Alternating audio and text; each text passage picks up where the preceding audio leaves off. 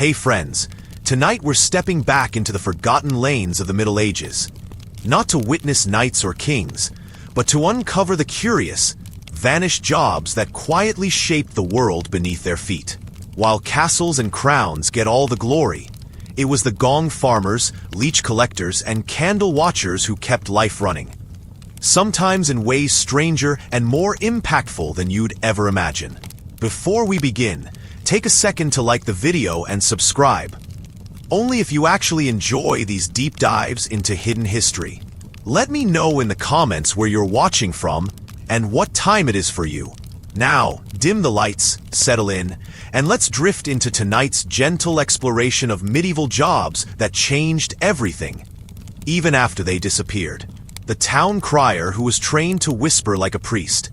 Imagine yourself wandering the stone-paved lanes of a medieval town just before dawn, where the first hint of light touches the roof slates and softens the edges of sleeping houses. Most days, this world wakes to the peal of bells, the shouts of vendors, and the confident voice of the town crier as he proclaims royal decrees or news from distant markets. His voice, familiar and loud, becomes the heartbeat of daily life. A bridge between rulers and the ruled, a thread that binds community to authority. But on certain days, in certain years, the air holds a different kind of message. A silence shaped by necessity, and a man whose duty is to speak without uttering a sound. The job of the silent crier is one easily lost to history, overshadowed by the louder rhythms of public life.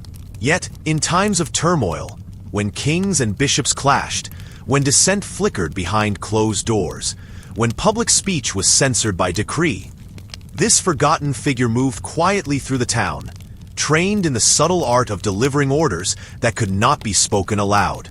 The silent crier was a living conduit for church or royal communication, carrying messages that shaped policy and fate, using only gesture, posture, and the careful arrangement of expression. Picture the silent crier, neither imposing nor invisible, draped in plain wool, a hood pulled low, moving with measured, steady steps. His face is practiced, a calm mask. The world around him is thick with the scent of rain-soaked earth and distant wood smoke. His hands, empty of scroll or bell, are his language. Fingers brushing a cap, folding together, pausing at the heart, drawing small, invisible shapes in the air. Each gesture is a syllable, each pause a space, each nod or frown as meaningful as any proclamation cried from the town square. This work is not a performance. It is not theater, nor mere pantomime, but a system of signs refined through necessity, passed from one trusted servant to another in careful secrecy. The crier's training is closer to that of a priest than a herald. In dark, candlelit rooms, he is taught not only the codes and cues, but the composure needed to deliver them. Unshaken by the gaze of the curious or the threat of spies, he learns to be both present and absent, seen but unremarkable.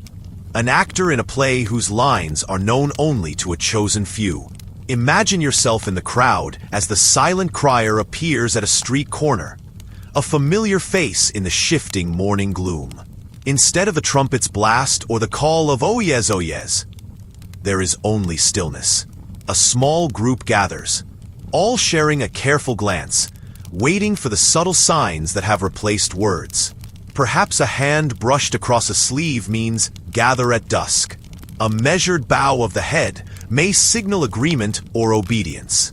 A raised eyebrow, fleeting and nearly imperceptible, could warn of watching eyes or the presence of those not to be trusted. The rhythm of their lives shifts, quietly, around these moments of silent communication. The need for such a role arises from the complexities of church and crown. There are years when speech is forbidden, times of plague, rebellion, or heresy, when the spoken word becomes dangerous. Sometimes, decrees must be delivered in code, bypassing prying ears, skirting the edges of law or custom. The silent crier carries messages of alliance or warning, calls for prayer, news of secret pardons or punishments, all without a single word reaching the wrong person. In a world where the wrong phrase can lead to exile or execution, silence becomes not just a virtue, but a shield. Daily life for the silent crier is shaped by discipline and observation. He must be patient, moving at the pace of the town itself. He watches the way people stand, the turn of a head, the pattern of footfalls on worn cobblestones. In the market, his presence is unremarkable. At the church, his gestures might be mistaken for the movements of a penitent or a priest. The ordinary becomes a cover, and routine becomes protection. Only those trained to read the crier's cues, priests, churchwardens, or certain officials, truly understand the weight of his silent announcements. There are no records of the silent crier's words, for there were none. His impact lingers in the stories of averted riots, of messages delivered safely in times of censorship, of alliances forged or broken by a glance or a gesture. The rhythm of his work, repeated, patient, understated, becomes a kind of lullaby for the anxious town, a reminder that power can reside in the quietest acts and diplomacy in the gentlest movements. As you let your mind wander through these old, winding streets, you can sense the invisible architecture of trust and discretion that underpins the silent crier's role. In the echoing halls of the church, in the shadowed corners of guild halls, the silent crier moves with steady calm, reminding all who see him that history is not only shaped by the loud and the visible. Sometimes it is shaped by the patient, by those who learn to whisper like priests, by the ones who hold entire communities together with nothing more than silence and the careful folding of their hands. So, as the first true daylight spills across the rooftops and the world returns to its usual noise, the memory of the silent crier lingers, soft, understated, and steady, like the pulse of life itself. In his story, you find the quiet comfort of repetition, the gentleness of tradition, and the enduring truth that even in silence, the work of history continues. The leech collector who controlled a village's medical power. Imagine yourself drifting along the edge of a quiet medieval village at dawn. The air is thick with the scent of dew settling on marsh grasses, the gentle hum of insects rising as the world awakens. In this hush, life moves in rhythms dictated by nature, necessity, and old, stubborn customs. For most, the day will bring familiar tasks, tending fields, baking bread, or mending nets. But for one figure, the morning means something stranger. A silent walk to the swamp, a net in one hand and a wooden pail in the other. You might not notice him at first, but his job, leech collector, gives him more power over the village than even the priest or the miller. In the medieval imagination, illness and healing were shrouded in mystery. Physicians and barbers clung to ancient ideas that the human body contained four humors: blood, phlegm, black bile, and yellow bile, and that imbalance brought on fever, pain, or worse. The simplest, most direct way to rebalance these humors? Bloodletting. And for that, there was no tool so trusted, so curiously alive, as the humble medicinal leech. Daily life immersion. The collector's routine. The life of a leech collector was shaped by patience, observation, and a kind of quiet bravery. Imagine wading through thick reeds, the ground soft and uncertain beneath your feet. The water is cold, dark, and often deeper than it looks. The collector moves slowly, sometimes pausing for long minutes, watching for the smallest ripple. Leeches sense warmth and movement, gliding through the water to attach themselves, sometimes to a stick, sometimes to bare flesh. The work is never rushed. Sudden movement might stir the mud, sending the creatures hiding. By late morning, the pail fills with writhing, slippery forms. To most villagers, they are simply a part of the landscape, like frogs or dragonflies. But to the collector, each leech represents a life quietly saved or lost. Without leeches, surgeons and barbers would have to fall back on less effective, often more dangerous, methods of bloodletting. The collector, with his knowledge of the swamps and their hidden trails, becomes a subtle gatekeeper of health. Biography/event, a village gatekeeper. Some leech collectors worked alone, others in families, the craft passed down in whispers. It was a job with little glory, often met with suspicion or mild disgust. Children would tease or avoid the collector. Adults would keep their distance, until illness struck, and then the leech collector's home would become a place of quiet pilgrimage. In one English village, an account survives of a woman known only as Old Bess the Leech Woman.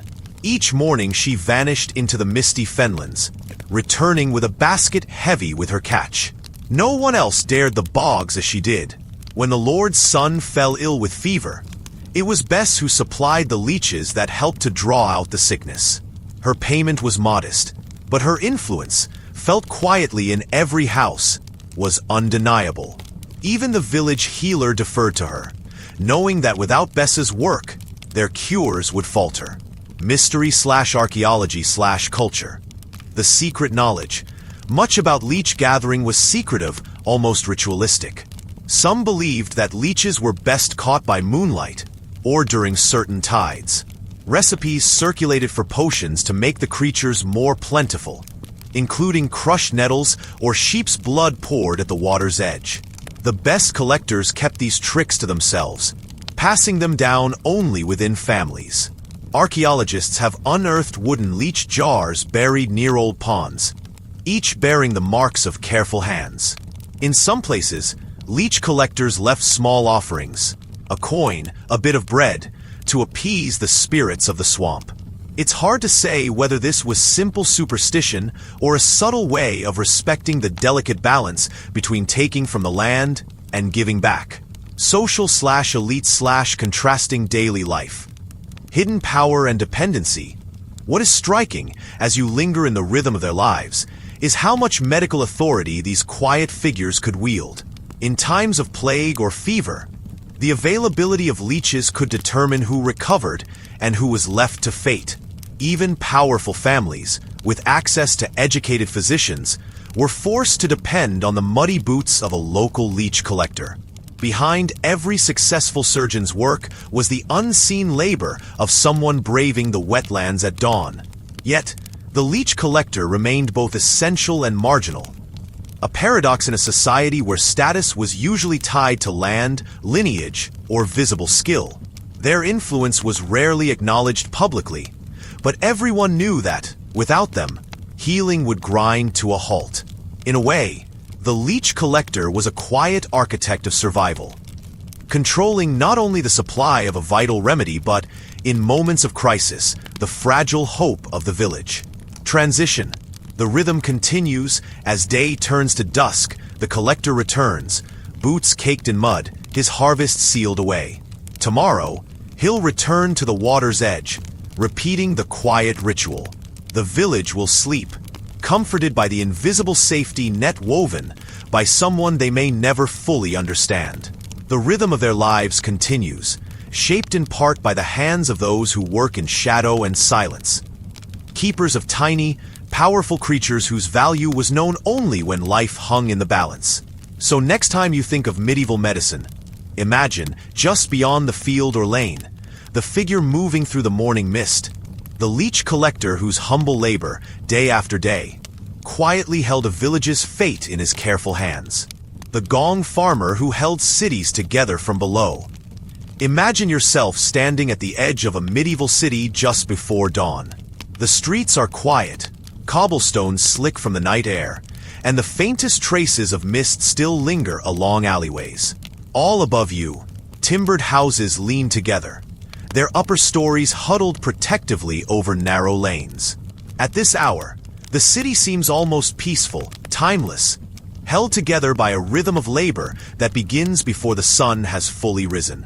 But as you pause and listen, there's another world beneath your feet, one most city dwellers rarely speak of. Below the hum of the baker's oven and the shuffle of early merchants lies the darkness of the undercity, a maze of cesspits, channels, and foul vaults where the city's waste collects. It is here, in this silent, hidden world, that the gong farmer begins his work. The title alone, Gong Farmer, carries an air of mystery, but its reality was both essential and humble. The word gong, in medieval English referred to human refuse, and farmer meant simply a laborer, a collector. The gong farmer's task was straightforward: to climb into the city's cesspits, often in complete darkness, and remove what others left behind. Their hands and simple tools, usually a shovel and a heavy bucket, were the city's last defense against its own filth. You might picture the gong farmer moving silently before sunrise, careful to avoid the waking crowds. Sometimes, their work happened under the cover of darkness, not by choice, but by law. City ordinances forbade the cleaning of cesspits during daylight, partly to spare residents the embarrassment and odors, but also to preserve the fragile illusion of urban cleanliness. The gong farmer, then, became a night wanderer, a shadow in the city's margins, glimpsed only by lamplight. Their work began with a quiet knock at a back door, or the careful lifting of a hatch in a cobbled yard. In homes large and small, waste collected in brick or wooden pits, sometimes for months, even years, until the space below threatened to overflow. Gong farmers climbed down, guided only by touch, memory, and the occasional flicker of a lantern. The air was thick with the scent of earth and rot, muffled by the dense walls of the pit. Each movement was slow, deliberate. With every shovelful, the city above was protected from disaster. In exchange for this labor, gong farmers earned both coin and caution. Their wages were often better than a common laborer's, but their social standing was precarious. Some city records show them living in the outskirts, forbidden from mingling freely in markets or churches. Yet, despite this distance, their work was vital. Without them, a city could quite literally drown in its own waste. Streets would flood, wells would sour, and illness would spread swiftly through the crowded alleys. Even so, few truly understood the skill involved. To descend into a cesspit was to trust one's instincts entirely. A misstep could mean injury or suffocation, and the shifting nature of the earth below sometimes left even the most experienced workers vulnerable. Over time, gong farmers developed their own quiet rituals, a rhythm of work, a pattern of movement, silent signals to those above. They were often hired in small teams, helping each other in turns, voices kept low out of habit and respect for the sleeping city. While the daily rhythm of the gong farmer was defined by darkness, the consequences of their absence were always sudden and public. There are accounts from London, York, and countless other cities where cesspits overflowed, waste bubbling up through the cracks, pooling in basements, soaking into walls. Such disasters were not just unpleasant. They could trigger waves of illness, disrupt markets, even force the evacuation of entire neighborhoods. In those moments, the invisible labor of the gong farmer was suddenly missed by all. Yet, their work also forced cities to innovate. As medieval populations grew, and as cities became more densely packed, the old methods began to fail. Chronic cesspit flooding led to early experiments in sanitation. Paved drains, covered sewers, even primitive forms of waste carting and disposal outside the city walls.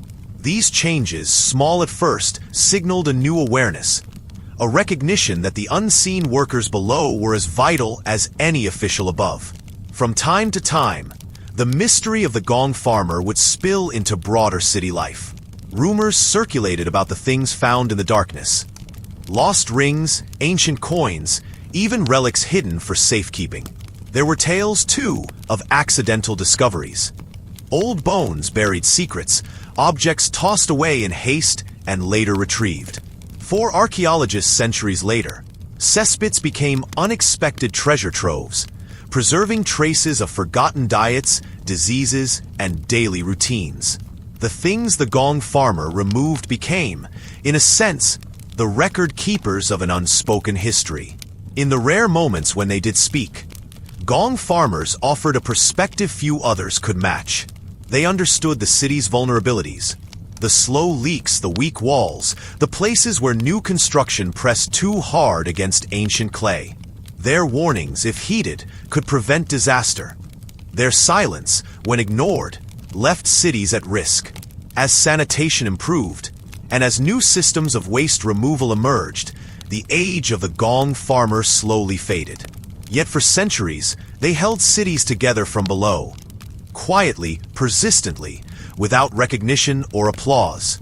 To walk the old streets now is to remember their hidden world, to sense beneath your feet the layers of labor and care that kept a city alive, even as the sun rose above.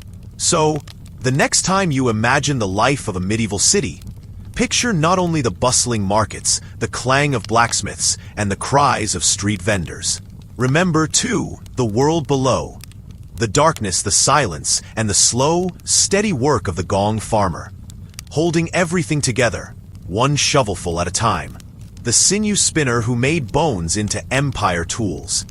Imagine yourself in the soft blue hour before sunrise, somewhere on the edge of a medieval village. The air is still, carrying only the distant calls of waking crows and the faint, mossy scent of last night's rain.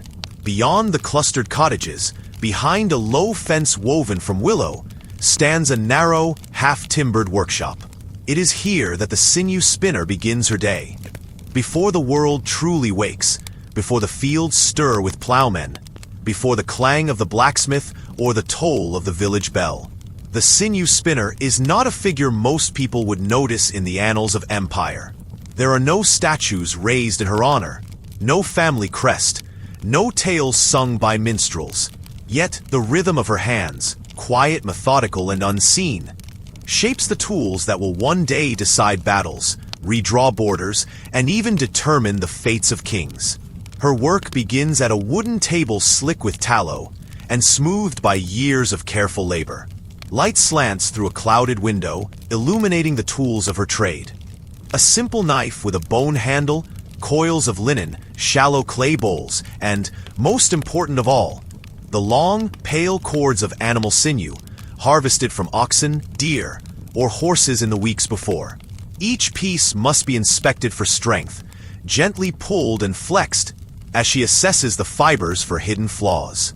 In the quiet of the shop, you might hear the soft, almost musical snap of threads being tested, the whisper of hands moving across the table, and the patient, rhythmic breathing that marks a craft as old as civilization itself. The process is humble yet complex. Sinews, those strong, elastic bands that once tethered muscle to bone, are soaked in cool water, then teased apart with nimble fingers, each strand separated from the next with slow, careful precision. Any remaining fat is scraped away, leaving the threads clean but still glistening with the faint sheen of life. In the hush, the world seems to shrink to the dimensions of the workshop, to the tactile intimacy of working fiber from flesh, history from bone. Once separated, the sinew is stretched and twisted, rolled between palms, and spun into long, durable cords. These are neither soft nor decorative. They are rough, fibrous, and surprisingly strong, capable of holding a bow together under immense tension, able to spring an arrow with enough force to pierce armor or bone. Some will be reserved for the village fletchers and bowyers, who will twist them into bowstrings or use them to bind arrowheads to shafts. Others are destined for more distant places, traders' carts, castle storerooms, or even the hidden caches of a lord's armory. It's easy to imagine that the tools of war are forged only in fire and steel, that power comes solely from swords or the men who wield them. But in truth, every empire rests on the shoulders of anonymous hands, the sinew spinner chief among them. Her work exists in the quiet margins of daily life, in the silent moments between sunrise and the world's awakening, where animal and tool, hand and history are intimately entwined. The spinner herself is neither rich nor poor by the standards of her village. Her status sits somewhere in the uneasy middle, essential but never celebrated, respected but rarely envied. She might barter her sinew for bread, for cheese, for a pair of new shoes from the cobbler. Occasionally, a local knight or his steward will visit, placing an order not in coin, but with the promise of protection or a share of the autumn hunt. Still, her days follow the same gentle routine. marked only by the shifting seasons and the faint, sweet scent of curing fibers that lingers long after the door is closed. If you listen to the older villagers, they sometimes tell quiet stories about the power held by those who work with sinew and bone. In an age when life is bound up in superstition, it is not unusual to believe that those who handle the hidden parts of animals might, in some way, handle the hidden powers of fate. Some say that a bow strung with sinew from a stag will carry luck into battle. Others whisper that the spinner's craft weaves more than just thread, that it weaves a kind of silent influence, an unseen touch on the lives of all who pass through her village. Yet for the spinner, the days pass much the same. There is always work, new animals to process, orders to fulfill, tools to sharpen, cords to spin. In the evenings, the workshop glows with the gentle light of a tallow lamp, shadows stretching across the walls as she sorts sinew into neat bundles, each one ready to become a tool of war, or a simple repair for a farmer's plow. Over time, her sinew finds its way into places she will never see. Bowstrings carried by archers on distant battlefields, laces for boots that march for weeks across muddy roads, repair bindings for wagons that carry royal messengers, or even the cords that mend a child's battered toy. In this way, her work travels farther than she ever will, quietly connecting her small, anonymous life to the broader sweep of history. It is tempting to romanticize the power of those who shape weapons or wage war. But the reality is slower, quieter, and more ordinary. The sinew spinner does not decide the fate of empires, yet her skill makes their victories possible. Each string, each binding, each length of cord is a silent participant in the making and the unmaking of power. As the day wanes, the spinner sweeps the scraps from her table, wipes her hands on a linen cloth, and steps outside. The evening air is cool, carrying the scent of earth and wood smoke, the distant laughter of children, and the constant undertone of life continuing, quietly, without pause. Her work is done for now, though her influence remains, woven into every bowstring, every binding, every quiet moment when history moves not with a shout, but with a patient rhythm of hands spinning sinew into the tools of empire. And so, in the stillness that follows, you might realize that history is not always made by kings or warriors, but by those whose names are never written down, by the silent, unseen sinew spinner, whose quiet labor helped hold a world together, one humble thread at a time, the bell founder's apprentice who predicted disasters by sound. Imagine yourself at the edge of a quiet medieval town as dawn gives way to morning. The air is thick with the scent of damp earth and cooling embers from the night's fires. Somewhere above, a bell in the church tower shivers faintly, barely a ripple in the morning's hush. Down in the workshops, the bell founder's apprentice wipes soot from his brow and listens, not just to the orders of his master, but to the world humming through bronze and air. Life for the apprentice is defined by the slow, ritual rhythm of the forge. Day after day, he wakes to the same metallic tang and the constant struggle to master the secrets of fire and metal. Each bell is shaped from a mixture of copper and tin, heated until it glows a deep orange. The apprentice learns to read the glow, the hiss, the subtle changes in the air. Yet, for some, the real test is not in the making, but in the listening. In a world without seismographs or warning sirens, bells served as more than mere timekeepers or heralds of prayer. They marked celebrations, called the faithful, and warned of distant fires. But for a rare few, like the apprentice in the story, the bell song also whispered secrets about the earth itself. On quiet nights, when the air was heavy and the town slept, these apprentices claimed they could sense tremors in the resonance, a tiny shift in the pitch, a vibration that did not belong.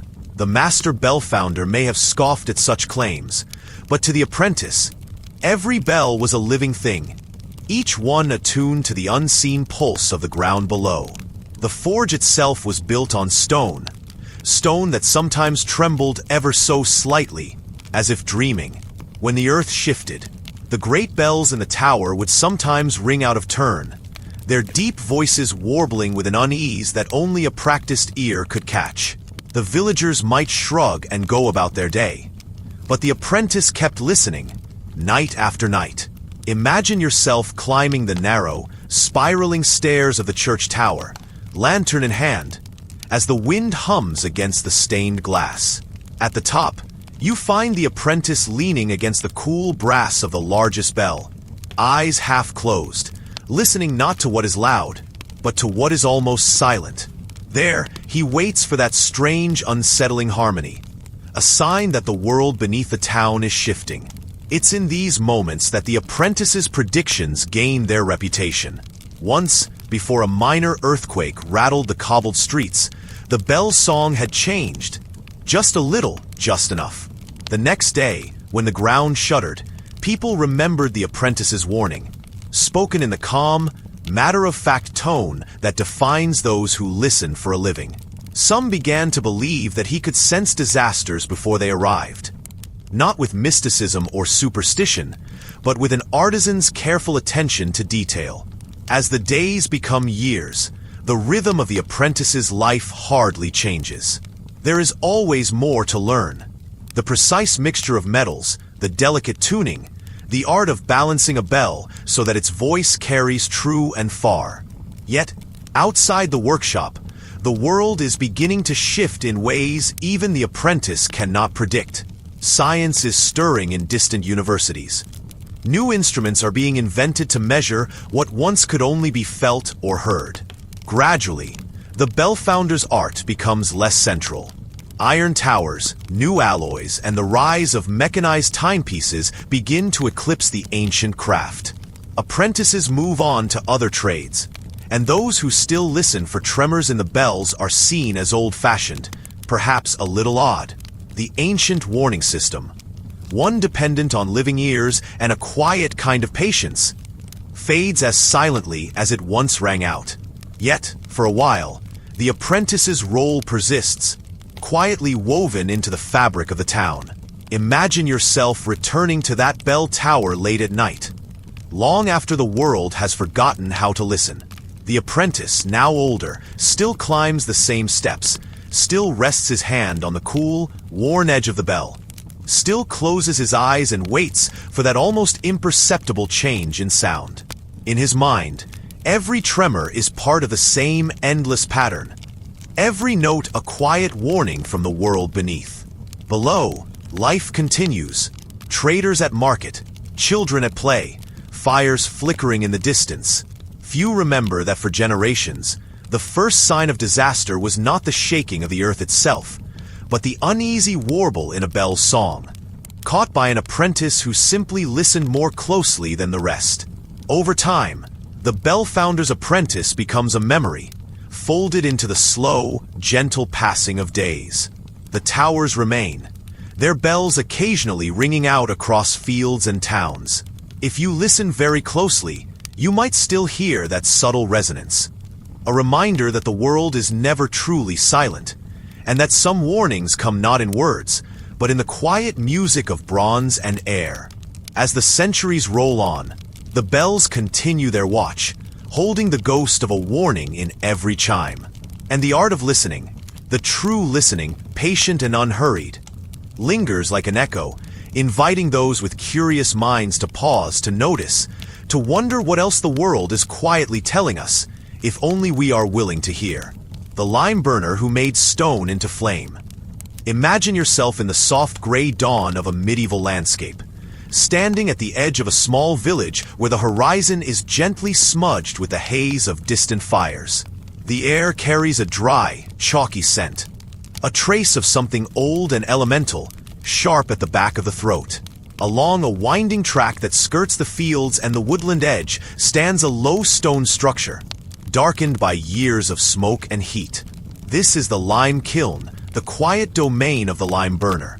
A figure rarely celebrated, but vital to the slow, methodical building of the world around him. The life of the lime burner begins before sunrise. You can almost hear the quiet scrape of boots across packed earth, the muted clink of tools, It is solitary work, yet never truly lonely, for the kiln itself becomes a constant companion. The kiln is massive, made of thick stone walls, a deep chamber at its heart. The process that unfolds here is simple in description, yet complex in execution. Limestone, gathered from the nearby hills or riverbanks, is carefully stacked within, layered with timber or coal. The lime burner kindles the fire at the base, tending it through long, drowsy hours as the heat rises and the stone transforms. The rhythm of his life is shaped by patience. The flames must be kept steady, neither too hot nor too weak. For days, the lime burner keeps watch, feeding the fire, listening to the faint sighs and cracks from within the kiln, reading the color and texture of the smoke as it escapes into the sky. The transformation is hidden from view, a secret unfolding in the heat and darkness. What was once heavy stone, unyielding and cold, slowly gives way to something new. Quicklime, white and powdery, sharp as memory, waiting to be slaked with water and reborn as the binding agent for mortar and plaster. In the quiet hours, when the world is stilled and the only sound is the faint shifting of embers, you might imagine the lime burner reflecting on the significance of his work. Every cottage, every church, every low stone wall in the village owes its endurance to the kiln's slow labor. Mortar mixed with care seals the stones and timbers of daily life, giving order and protection. The scent of lime drifts through the town, mingling with the sweet tang of cut grass and the sharper notes of wood smoke. A subtle reminder of the bond between fire, earth, and home. But there is another side to the lime burner's trade, spoken of only in whispers and remembered through half-buried stories.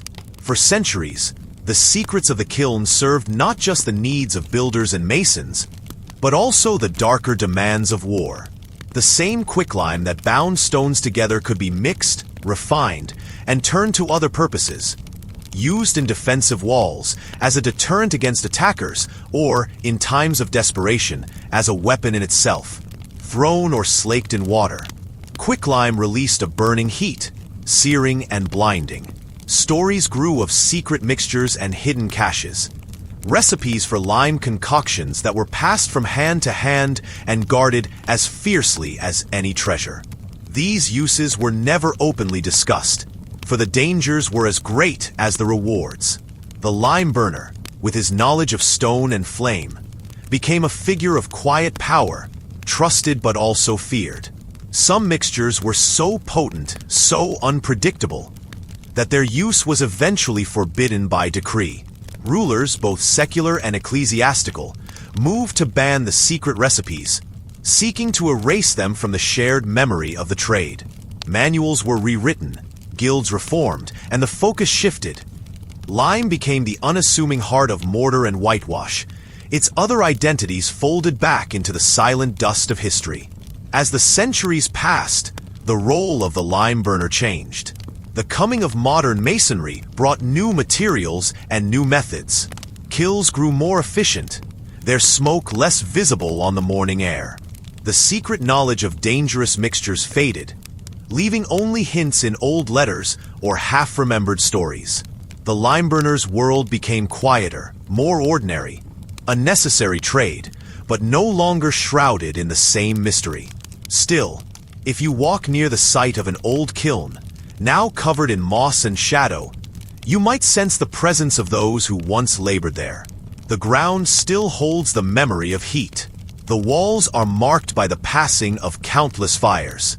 And the rhythm of transformation, the slow, invisible change from stone to flame, from earth to air, remains, echoing through the work of builders, masons, and quiet craftsmen across the centuries.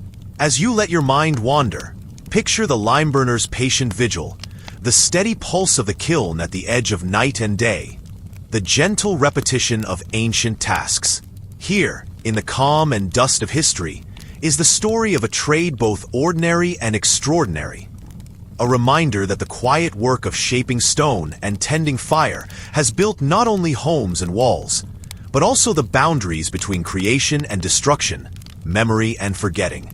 And as the world drifts towards sleep, The limeburner's flame still glows, soft and enduring, in the background of all that endures. The rat catcher who could read the fate of cities. Imagine yourself standing on a narrow cobblestone street at the break of day. The city still hushed, shadows stretching between gabled roofs. There's a faint tang of smoke in the air, mingling with the distant aroma of bread and something earthier, something alive and hidden. Underneath the noise of city life, beneath the wagons and footsteps, something scurries. If you listen closely, you might hear it. The rustle of tiny claws in alleyways, the soft gnawing behind cellar doors. The rhythm of medieval life always included the rat. But for one figure, these sounds are not simply background. The rat catcher, moving almost invisibly through the waking city, hears in them the pulse of danger, the whispers of fate. To most, he is a necessary nuisance. To the few who understand, he is something stranger, a quiet sentinel, a reader of omens, a guardian standing between ordinary days and disaster. Daily life immersion. The rat catcher's routine. Each morning, the rat catcher begins his rounds. He carries a simple kit, a sack, a lantern, perhaps a trained dog or a cunning ferret. But more important is his patience, and the map of tunnels and passageways he keeps in his mind. Imagine the rat catcher slipping through backstreets, listening for the telltale signs. A burst of movement beneath loose stones, a faint squeal from behind a tavern wall. His days are shaped by quiet vigilance. Sometimes he's summoned to wealthy homes to discreetly remove a nest. Other times, he's paid in bread and copper to sweep the markets, inspecting barrels and drains. He leaves chalk marks at thresholds, subtle signals for those who know how to read them. In these marks, circles, lines, slashes, lie warnings, notes, sometimes even predictions. Biography/event. The Plague Watcher. Not all rat catchers worked alone. In cities gripped by uncertainty, the most skilled might be summoned directly to council halls, even palaces. There, their knowledge of rats became something more. Intelligence, almost prophecy. The way rats gathered, the places they vanished, even the color of their fur or the oddities in their eyes. All could be clues. One chronicled rat catcher, known to history as Old Jakob, worked in a riverside city prone to outbreaks. Jakob kept careful notes, recording the sudden blooms of rats after heavy rain, the quiet spells when even dogs grew restless. When he noticed sickly rodents fleeing the docks, he warned the city elders. His warnings were sometimes heeded, sometimes dismissed. When they were ignored, plague often followed. The people would later remember how Jakob's patterns became omens, and how his absence meant blindness. Mystery/culture. A hidden science. To the untrained, the rat catcher's work seemed simple, just a dirty job, best left unnoticed. But in truth, there was a craft to it, part folklore, part observation. Some believed that skilled rat catchers had second sight, able to sense sickness before doctors could. Their journals, filled with tiny details, odd rat behavior, sudden die-offs, nests in strange places, could reveal the hidden currents of a city's health. Superstition tangled with this knowledge. In some places, rat catchers whispered charms as they worked, or made small offerings to the city's spirits. Archaeologists have even found clay tokens in abandoned homes, marked with the sign of the rat. Evidence, perhaps, of attempts to bribe luck, or to acknowledge the strange power of those who hunted the city's smallest inhabitants. Social/elite/contrast. The rat catcher's influence. There were moments when the rat catcher's work reached the highest levels. Some kings and city lords kept rat catchers on retainer, relying on their reports to gauge when to open or close city gates, when to inspect grain stores, when to call for physicians. These men and women might dine in servants' halls, but their knowledge could quietly shape a city's fate. But recognition was fickle. When plagues receded or new officials took power, rat catchers could be dismissed, considered expendable, or even blamed for the very outbreaks they predicted. Once dismissed, No one else noticed the tiny signs. Infestations grew, warnings faded, and cities stumbled blindly into disaster. Only centuries later would science rediscover what these collectors already knew: that the fate of a city could be read in the restless movements of its smallest citizens. Transition. The rhythm endures. Even as you listen, you might sense the rhythm, the slow, cautious steps, the keen attention, the careful notes written in margins and whispers. The city moves on, always just a step away from uncertainty. The rat-catcher walks the line between order and chaos, reading fate in the places most people never look. So next time you imagine medieval life, remember the figure who slipped through alleyways before dawn, who knew the secret patterns behind every outbreak and every return to health. The rat-catcher, quietly guiding the city from the shadows, a witness to the strange, subtle dance of survival and fate. The charcoal wife who could blacken a forest in days. Imagine yourself deep in a green and shadowed forest, long before dawn. The branches overhead knit together into a canopy so dense that daylight barely pierces through, even at noon. The ground beneath your feet is springy, thick with last autumn's leaves, and the cool air smells faintly of wood smoke, earth, and the memory of distant rain. Somewhere in the silence, a bird calls, then quiet returns. If you listen closely, you might just make out a different sound, a low, steady crackle, and the subtle, rhythmic work of human hands. In a small clearing, a cluster of round, earth-colored huts stands half-hidden behind mounds of stacked timber. This is not an ordinary village. It is a home carved from the forest's edges, where entire families, parents, children, and often grandparents, live and work together, almost invisible to the outside world. Here, a unique rhythm shapes every hour, the ancient practice of making charcoal. The heart of this life is the charcoal wife. By day, she hauls wood, tends to the youngest children, and keeps the fires that drive her family's survival. By night, she moves quietly among the stacks of timber, feeling the heat radiating from smoldering mounds, listening for the telltale whispers of escaping smoke. Her fingers are stained dark from bark and soot. Her eyes scan the horizon for stray sparks, wary of the ever-present risk that a single ember could leap into the woods and turn careful work into calamity. Charcoal burning was a delicate art, blending tradition with instinct. It began with the selection of wood, often oak, beech, or birch, cut in precise lengths and stacked tightly together in a great dome or mound. When the pile was complete, the family covered it with layers of sod and earth, sealing it from air except for a few small vents. Then, the slow burn began. Over days, sometimes a week or more, the fire inside the mound transformed raw timber into charcoal. Lighter, almost pure carbon, and astonishingly efficient as a fuel. But the process required constant vigilance. Too much air, and the wood would catch and burn away to ash. Too little, and the fire would die, leaving only wasted effort. For the charcoal wife, the rhythm of her days was defined by this work. She rose before the sun, checked the mounds for warmth, added earth where cracks appeared, and tended to the small garden that fed her children. Meals were simple: bread, beans, wild greens, whatever the forest would yield. Her clothes, like her hands, carried the scent of smoke and soil, a badge of pride and of belonging to this secluded, self-sufficient world. The children helped as soon as they could walk, carrying kindling, gathering fallen branches, and learning the unspoken signals of the trade.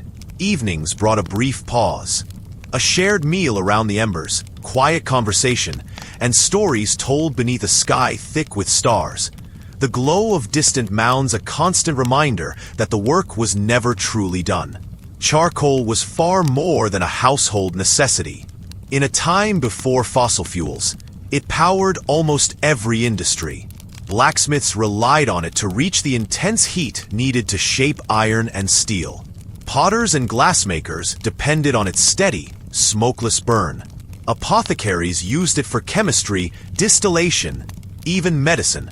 Whole villages might depend on a handful of charcoal families to supply the fuel that kept life moving through winter and work seasons alike. But the world of the charcoal wife was one of quiet marginality.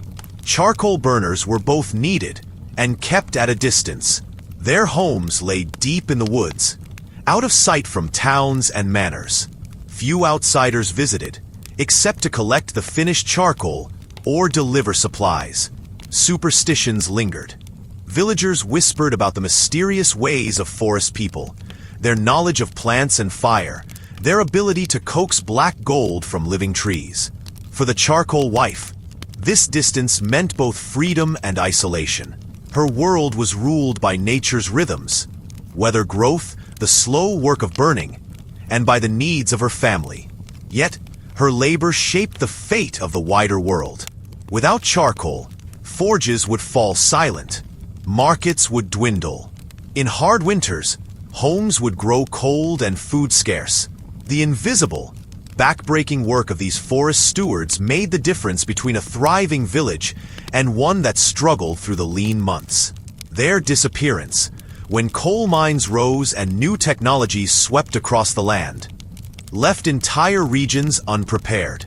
Villages that once bustled with smiths, bakers, and craftsmen fell into decline, unable to adapt to a fuel they could not easily afford or obtain.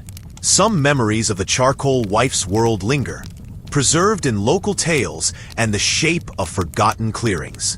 Occasionally, a mound of darkened earth remains where once a charcoal stack smoldered for days, feeding a family and warming a distant village. In the quiet of the woods, if you stand very still, you might even catch the scent of vanished smoke, reminding you that the survival of entire communities once depended on hands that worked in silence and soot, shaping forests and fueling civilization from the shadows. So, as you picture the heart of a medieval winter, the smith's hammer ringing in the cold, or the quiet warmth of a village hearth, remember the charcoal wife. Her days were long, marked by patience and vigilance, and her world was blackened not just by fire, but by the knowledge that her labor held together the fragile line between comfort and cold. In the story of forgotten trades, hers is one that shaped the world from the woods. One careful mound, one silent night, one breath of smoke at a time. The lampblack maker who could see in the darkest places. Imagine yourself standing at the mouth of an ancient stone tunnel, just beyond the borders of a medieval town. The morning mist clings to the ground, and the world above is still cool and blue with dawn. But inside the tunnel, the air changes. It thickens with the scent of damp rock, faint smoke, and the curious trace of something both bitter and sweet. Lampblack, the blackest soot made by human hands.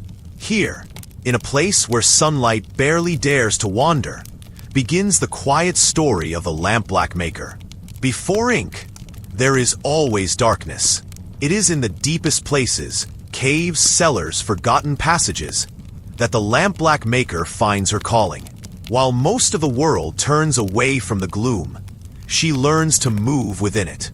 She arrives before the town awakes, carrying little but a sack of clay lamps, scraps of linen, a jar of oil, and a handful of rounded stones to mark her spot in the shadows. The echo of her footsteps is soft, as if the darkness itself is swallowing the sound. Her day begins by preparing the lamps, filling their bowls with oil, coiling torn linen into wicks, and arranging them in quiet rows against the cold stone. When the lamps are lit, the flames burn low and smoky, never bright. She wants the soot, not the light. Wisps of smoke rise and curl, collecting beneath the dome of a pottery vessel held over the flames. The air inside the tunnel becomes hazy, painted with drifting shadows and the subtle, rhythmic flicker of sooty orange light. The lampblack maker moves slowly, watching the color of the smoke, waiting for the moment when it's thickest. This is her quiet expertise, built on years of patient attention. As the hours pass, the soot gathers on the cold underside of her vessels. Each time she lifts a cover, the lampblack falls away in fine, powdery sheets, soft as velvet, black as night. She scrapes it into tiny piles, careful not to breathe too deeply, and stores it in small ceramic jars. Sometimes her hands come away stained with the color of ink, yet unwritten. The texture is unmistakable. So fine it clings to the lines of her palms, so deep a black it almost drinks the light. This is not glamorous work. The lampblack maker rarely sees the sun, and her clothes are forever marked by shadow. There is a kind of rhythm to her days. Tending the lamps, watching the flames, gathering the soot, listening to the echo of her own breathing in the dark. It is a job for the patient, for those untroubled by solitude. Sometimes, she hums a slow tune to herself, or simply listens as the drip of water from the cave ceiling sets a tempo against the soft scratching of her soot knife. Above, the world bustles. Children laugh, carts rattle along cobbles, church bells ring. But in the cool, silent dark, the lampblack maker works alone. Yet her influence is everywhere. Every jar of lampblack is destined to become ink or paint for the town's scribes, artists, and craftsmen. It will be mixed with honey and water to make the deepest ink, poured into pots to be used for scrolls, contracts, and Bibles. Illuminated manuscripts, those bright and beautiful records of medieval life, begin in the shadows with a lampblack maker's steady hand. Without her, a scribe's quill would scratch uselessly at empty parchment. When she is gone, the ink runs out, and the words themselves seem to falter and vanish.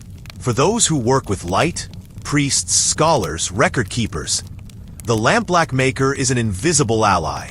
When a crisis comes, when a cave collapses or an epidemic sweeps the city, her absence is felt more deeply than her presence ever was. There are years when the ink jars stand empty. Scribes grow anxious. Town records go unwritten. Letters go unsent. Scrolls sit blank and silent in their dusty chests. In those quiet, inkless months, the flow of knowledge slows to a trickle. Some even say the very memory of the town thins, like smoke itself, nearly disappearing. The lampblack maker lives a life of few comforts. Her tools are simple: oil, linen, clay, patience. Her reward is measured in jars filled and scrolls completed, not in riches or fame. Sometimes she receives bread, cheese, or a small coin for her troubles. Sometimes an apprentice will join her, learning to see in the dark, to judge the quality of soot by touch and smell. But mostly, her days are solitary, marked by the gentle repetition of lamp lighting and soot scraping. Occasionally, the townsfolk will catch sight of her in the market, black-stained and quiet, selling her jars to the scribes and merchants. She is both familiar and mysterious, part of the daily rhythm, yet belonging to another world. Her eyes, used to darkness, seem to notice things others do not. The gentle shift of clouds above, the exact moment when dusk becomes night. The lampblack maker's craft is older than memory. Before her, there were others, and after her, there may be none. When the lampblack makers vanish, when the caves fall silent and the last jar is sold, the world outside feels it. Written words fade, and for a generation, people speak in stories rather than scrolls, memories held in the mind instead of ink. Yet, even in absence, her work lingers. Old ink stains on a table, the faint scent of oil on parchment, the way a dark line travels across a page. These are her traces, silent and enduring. If you ever find yourself reading the careful script of a medieval hand, the deep black of each word whispering from the page, you might pause to remember the quiet, patient figure who made it all possible, working where others would not, seeing in the darkest places.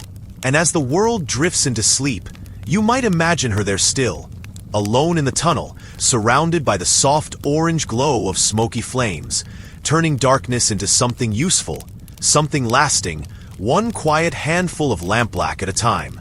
The ale taster who was paid to protect public joy. Imagine yourself stepping into a quiet village just after the morning market has faded. The air is still thick with the scent of freshly baked bread and the last notes of a distant church bell. In the heart of the town, Sunlight filters through the windows of a timbered tavern, where laughter rises and falls in gentle waves. Inside, the sound of tankards being set on wooden tables is almost a rhythm, a background to the soft hum of daily conversation. In this familiar scene, the ale taster moves with careful purpose. His job, perhaps the most quietly vital in the town, is neither glamorous nor particularly envied, but it is essential. Each week, he visits every brewer and tavern in the district, armed with nothing more than a wooden ladle and an experienced palate.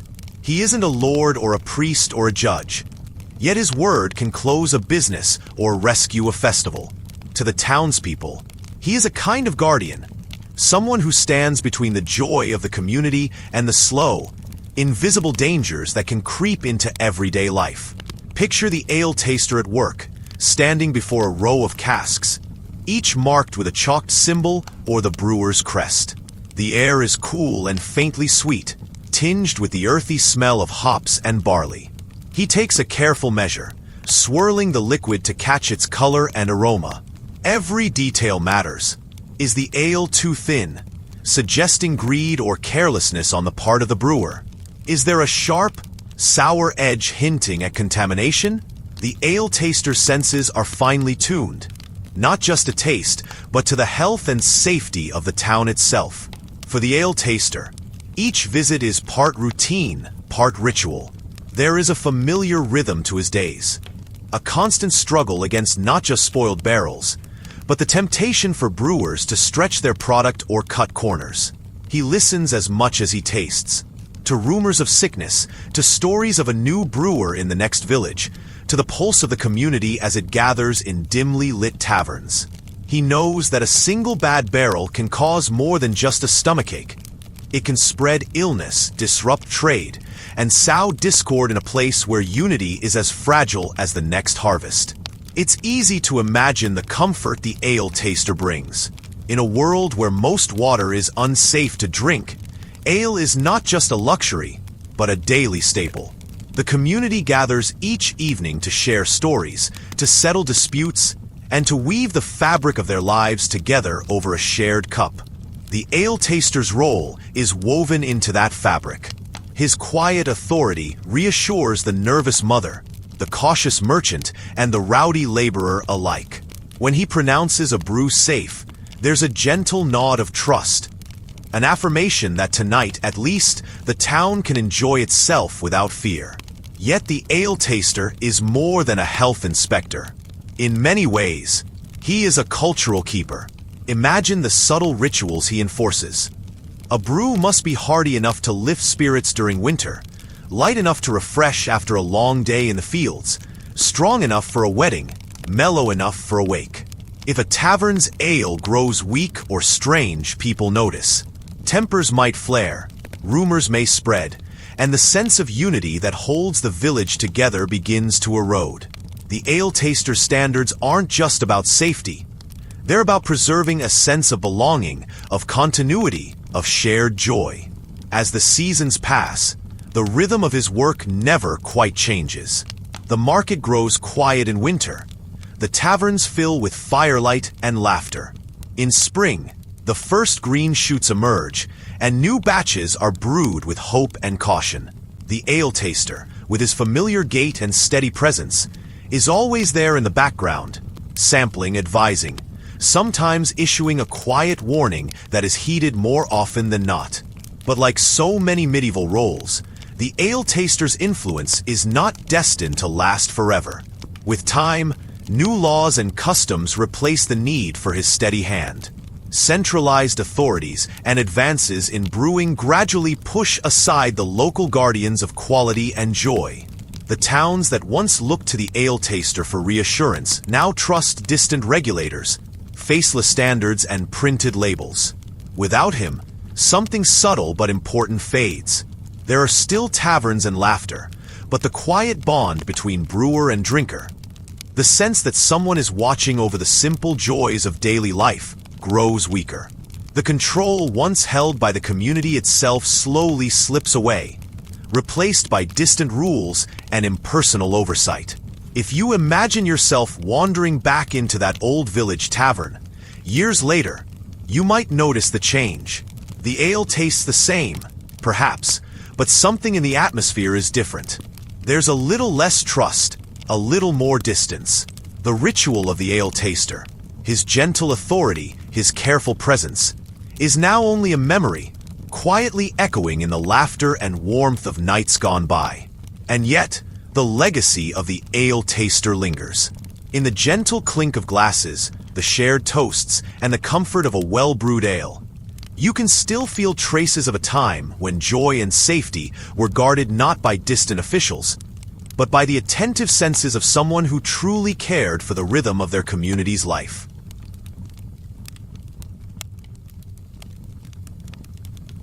The bone picker who supplied everything but got nothing. Imagine yourself at dawn in a town that is only just beginning to stir, its crooked lanes and silent alleys still held in a faint, silvery mist. Somewhere, the faint clatter of milk pails and the distant murmur of early voices announce the slow approach of day. Amid the gentle routines of bakers, herders, and shopkeepers, there is another figure, easily overlooked, but once vital to the slow, circular economy of an older world. The bone picker moves quietly, eyes trained for what others leave behind, hands careful and practiced, steps measured and unhurried. The air is cool, faintly tinged with earth dew, and the hidden notes of last night's wood smoke.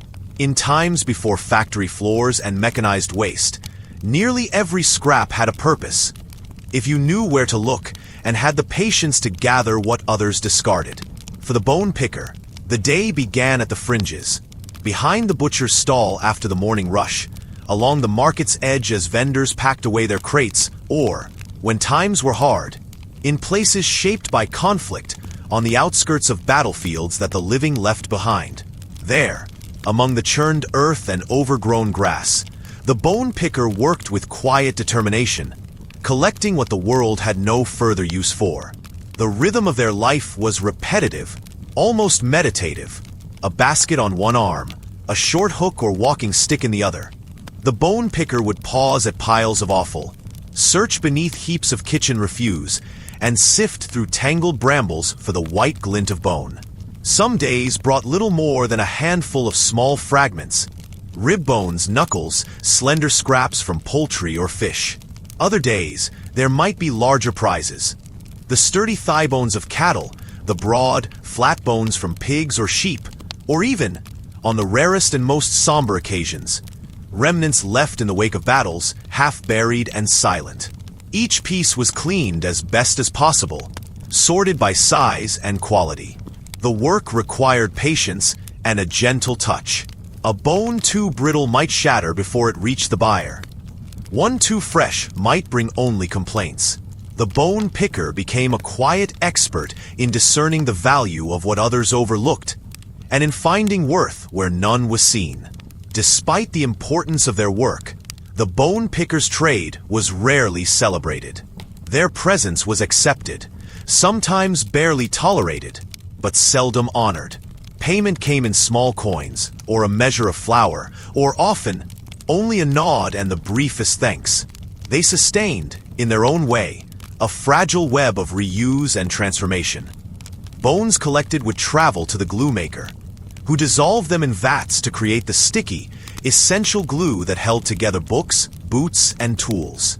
Others would be carved into buttons, combs, dice, and decorative fittings. Some became handles for knives, tools for tailors, or small scoops for apothecaries. Even the smallest fragments could be crushed and used to sweeten soil in the gardens, or as pigment for paints and whitewash. For a time, this invisible economy thrived. The rhythm of collecting, selling, and repurposing formed an undercurrent to daily life, echoing the cycles of growth and decay in the natural world. The bone picker's work was slow, methodical, unhurried, matched to the pace of a society that wasted little, where necessity bred invention and patience shaped opportunity.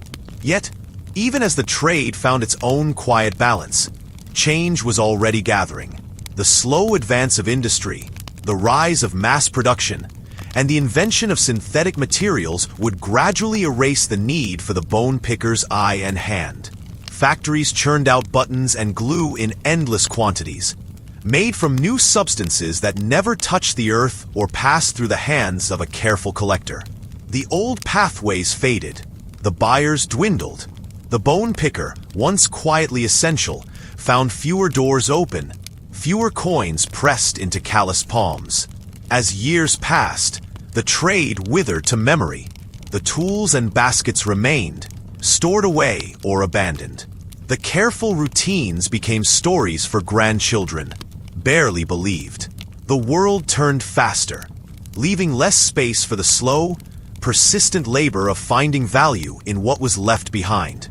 Yet, if you listen closely, you can still sense the echo of the bone picker's footsteps, soft on the morning grass, gentle on the muddy lanes.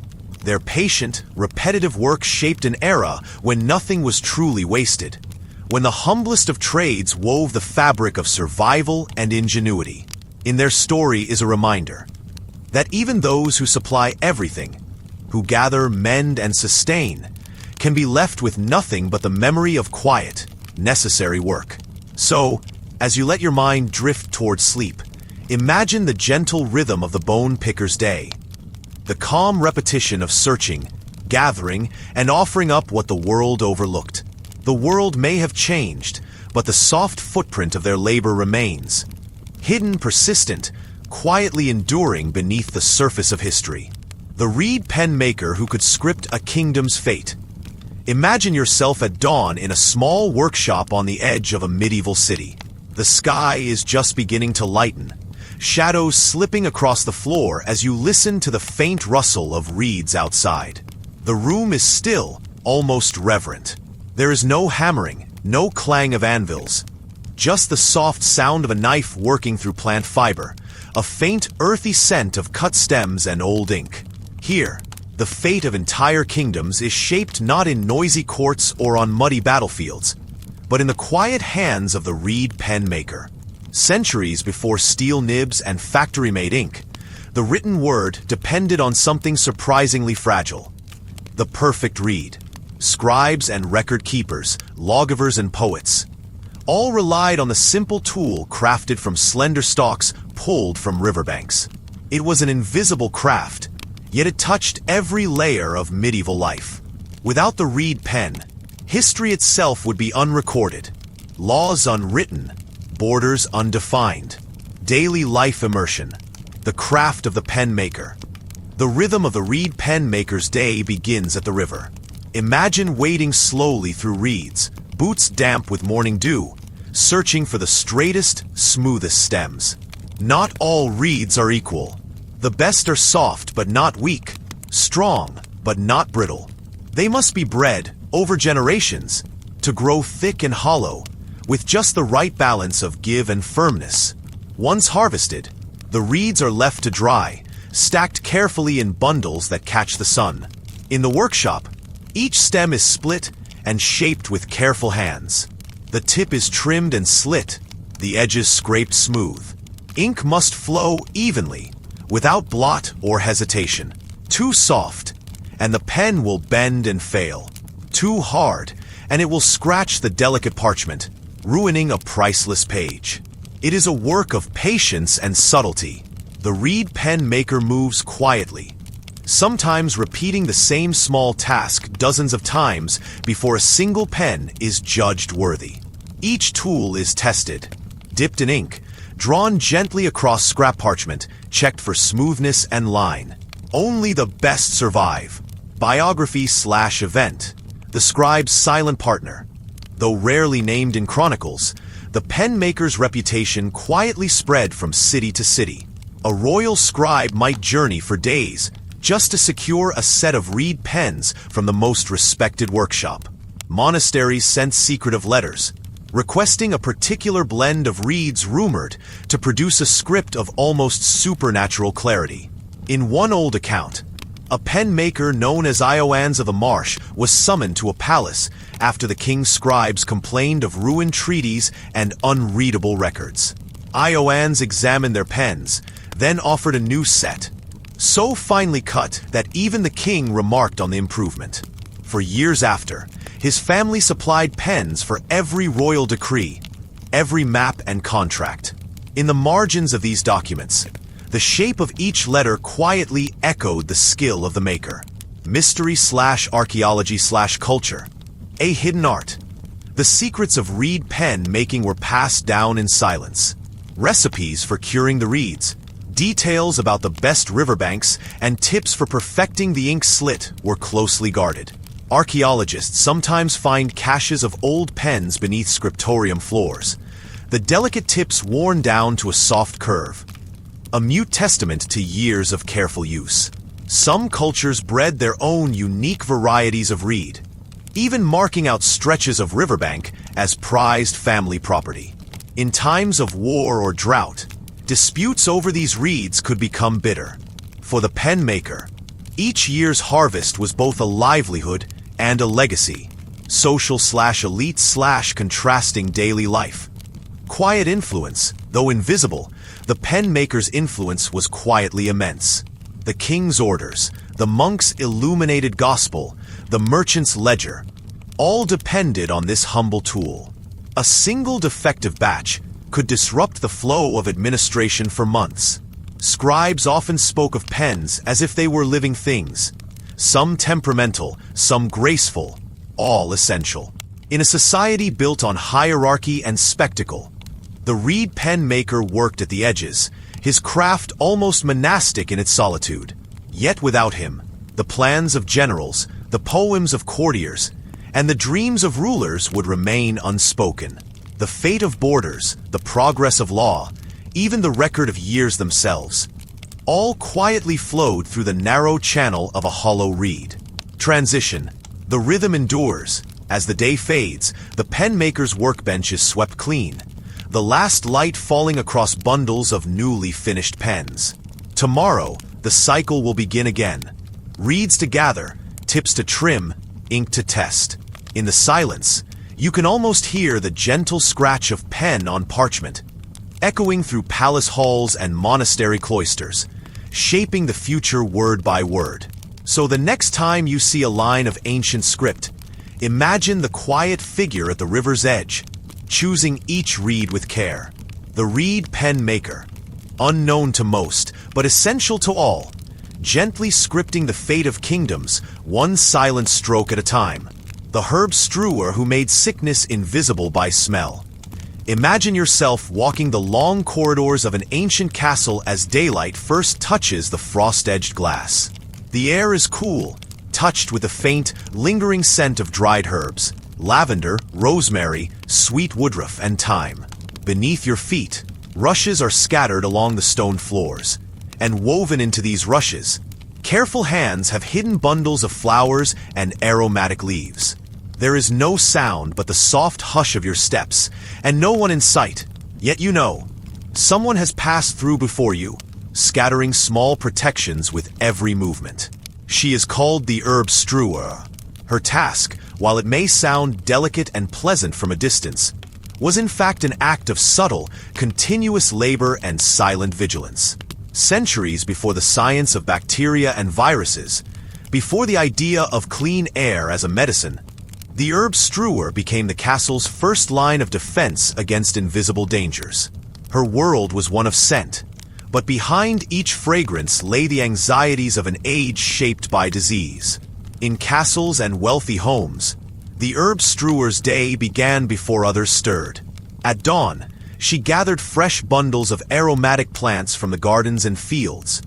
Lavender for calm, rosemary for sharpness, pennyroyal and rue for their biting, medicinal edge. She moved quietly, often unseen, into the rooms where lords and ladies would soon gather, the kitchens and halls where servants worked, the darkened chambers where sick beds stood. In each place, she scattered her herbs in careful handfuls, across rushes, along window sills, in corners where damp and stale air might collect. The rhythm of her work was dictated by the seasons. Spring brought soft new leaves and flowers, bright with promise. Summer meant long days gathering, drying, and tying fragrant bundles in the heat. Autumn demanded a careful inventory, roots, seeds, dried stems to last through the long winter months when illness was most feared. Even in the darkest days, the scent of her labor lingered in every room, a gentle reminder that life and health were woven into the air itself. Herbs, for the herb strua, were not merely pleasant decorations. Each plant was chosen with purpose.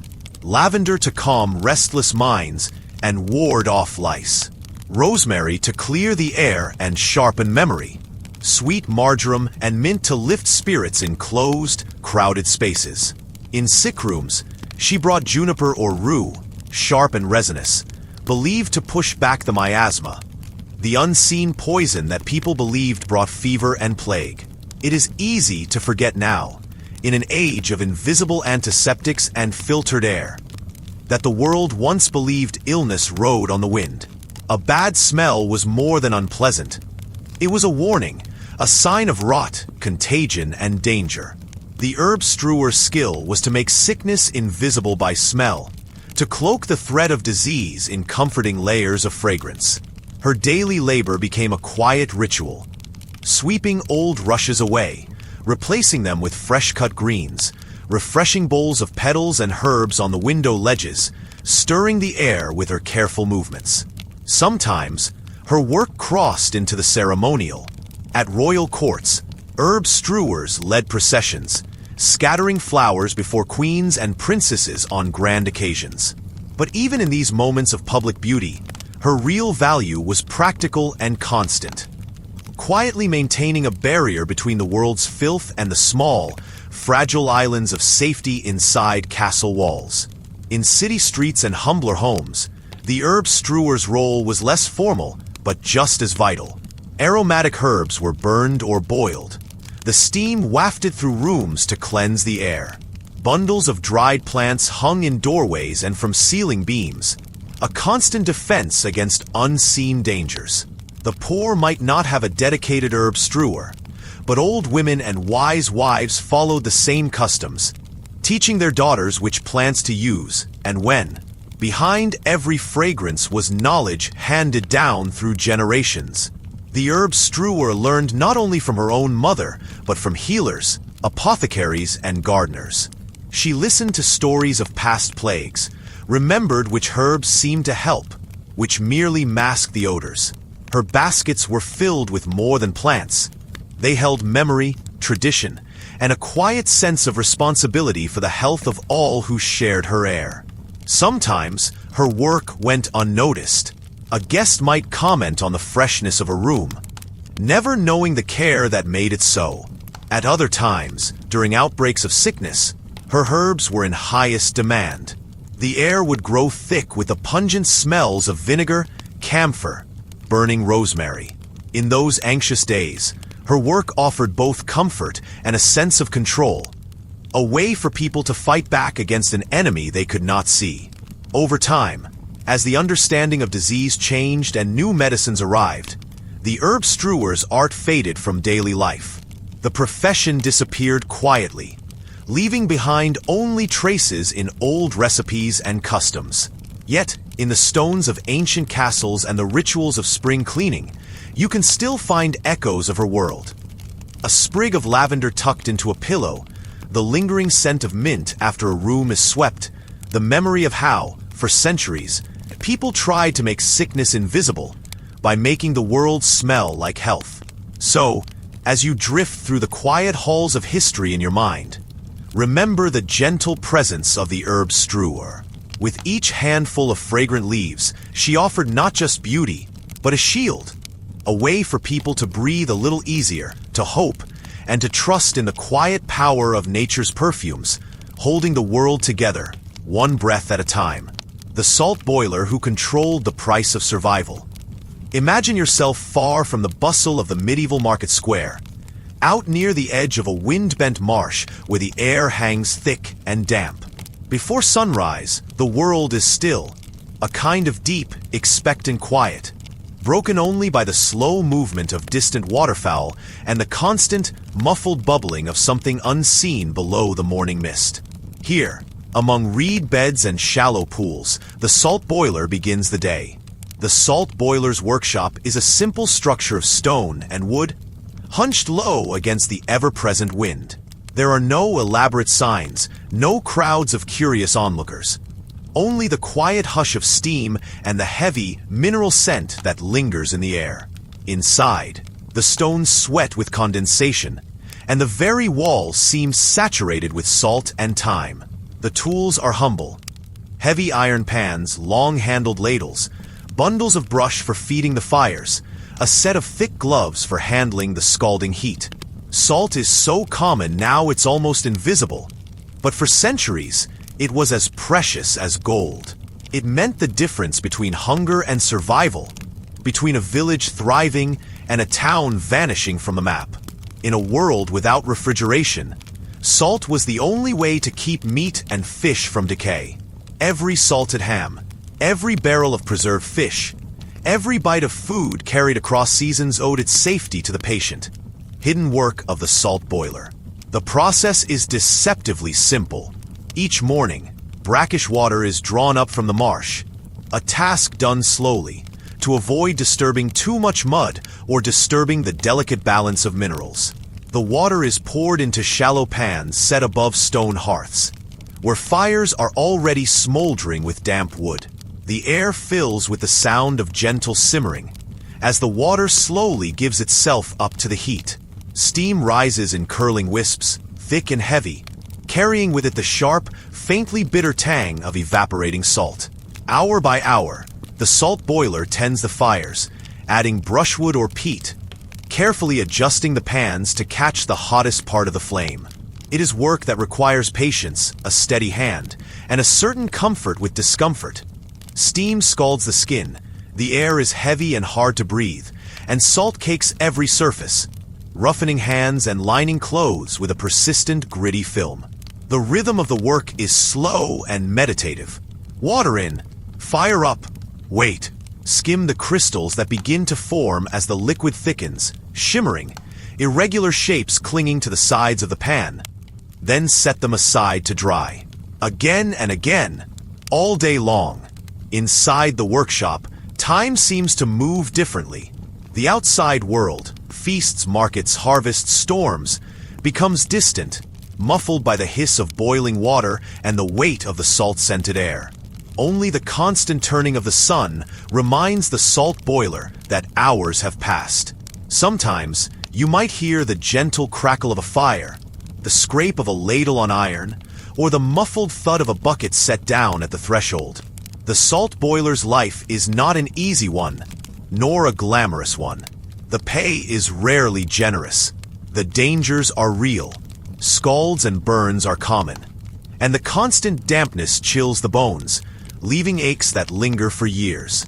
Yet the work brings a kind of quiet influence. Those who make salt control, in their own way, the price of survival. When salt is plentiful, the town's tables are full, its cellars well-stocked, its markets lively with trade. When the salt pans run dry, when illness, bad weather, or a vanished worker halts production, the consequences ripple outward. Meat spoils, fish rots, whole harvests risk being lost to mold or decay. Markets falter, trade stalls. Famine can creep in as silently as the morning fog. Villagers and traders alike come to the salt boiler, sometimes with respect, sometimes with desperation. They trade coins, bread, tools, even promises. In this humble workshop, decisions are made that can affect the entire community. How much salt to sell, to whom, and at what price? It is a quiet form of power, uncelebrated but deeply felt. Sometimes, the salt boiler's word is as binding as the town charter. As the day ends, the salt boiler scrapes the last pale crystals from the pans and sets them to dry in the cool evening air. The fires are banked, the pans cleaned, the doors closed against the rising night.